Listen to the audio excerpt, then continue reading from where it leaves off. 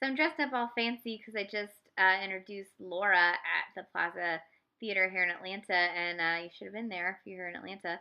It was amazing. But earlier today, I watched some movies, so I'm gonna talk about those. Two of them were by Marcel Carné, so I'm gonna do those reviews in this video. Um, Marcel Carné will punch you in the face with all of his movies. They are these very intense, emotionally just complex romantic films, at least the ones I've seen. And um, the first time I'd ever seen one of his films, I saw Children of Paradise at the Castro Theater, and I brought a friend. He was like, "Yeah, I heard Orson Welles likes this movie," and I was like, "Yeah, me too," which is why I was gonna go. But also I lived in the Castro Theater pretty much. They should have charged me rent. And I was sitting there, and when it ended, it's like 3 hours long, and when it ended, I was like bawling, literally bawling in front of everybody. He's like, "Are you okay?" And I was like, "Just leave me, just leave me." Um, None of his films have made me cry quite as much as that since, but they've all moved me deeply. And he's just such a lovely, empathetic filmmaker who really makes films about romance and love. Whether that's the same thing, you can debate. So the first one I watched was 1938's Hôtel du Nord, which is about um, the inhabitants of Hôtel du Nord, which is a sort of lower class hotel near the Canal Saint Martin in Paris. It begins with a first communion for one of the occupants' daughters, and they're about to have dinner to celebrate her first communion. And you hear a little bit you kind of get to know all of the characters through their conversation at this dinner. Um, and there's a great joke where it's a very dark conversation, and then it pulls back, showing the kids sitting there the whole time, and it's like, can we change the subject to the first communion dinner? And sort of sets thinks you think it set the tone with this sort of lighthearted scene.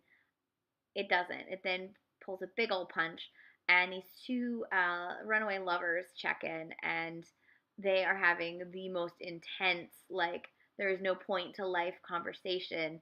And then the man shoots the woman because they're gonna commit suicide together. But then, in true man fashion, he's like, "Oh, I can't go through with it," and so he's shot her, and then runs off. But he escapes, and you'll see why. Um, she's not actually dead. So then more happens because he's run off, and he thinks he's killed somebody, and she's not actually dead, but she's in the hospital, and then, and that's Annabella, and then our Letty is like a prostitute whose boyfriend wants them to go off together, but then he falls in love with the woman who was shot, and it's a whole kerfuffle, and all of these characters get mixed together, and who loves who, and what is love, I don't know. But prostitutes and suicidal people can all love each other is really the lesson learned here. The film really is about the way in which, no matter where you are in life, at some point you're gonna hit one of two things. You're gonna hit an overwhelming feeling of true love, or because you can hit both, you're gonna hit emptiness and think there's nothing. And hopefully you get to experience true love before you hit emptiness. And in the case of this film, one of the characters gets to go through both of these feelings. And it's sad and lovely and wonderful, and the passion and chemistry from all four of the leads um, are quite, or three of the lead, well, three and a half leads are quite good. And the ending, in true Marcel Carné form, was just devastating. So be prepared for that. The next one was actually shot while the Nazis occupied France. This is Les Visiteurs du Soir, also known as The Devil's Envoys. And he was making this in 1942 in Paris. And actually, I think they shot it in Nice. Yeah. So it was under Vichy rule. They're in Nice. He wanted to make a movie that would be set in medieval times so that there was no way the censors could chop it up. However, after the film was made, many people thought it was a metaphor for Vichy rule, to which Carney said that was not his intention ever. And to his deathbed, he was like, that's not what I did with this movie. Could he have done it and not known? Who knows? But what the film is about is two people who show up at this big celebration at a castle. They are the devil's envoys. They're tricksters. They've come to just ruin everything. That is their entire purpose of being. And they've come to this castle on the night of the engagement of the castle's owner and his with his daughter and a fancy warlord man. Even though the warlord is not really into the marriage, it's a marriage of convenience. The devil's envoys are pretending to be minstrels, and they, come in and play in true musician fashion. They're going to come mess things up. However, one of them falls in love with the woman after messing up her engagement. He falls in love with her, but you're like, you're the devil's handyman. You're not supposed to fall in love, which causes all kinds of upheaval.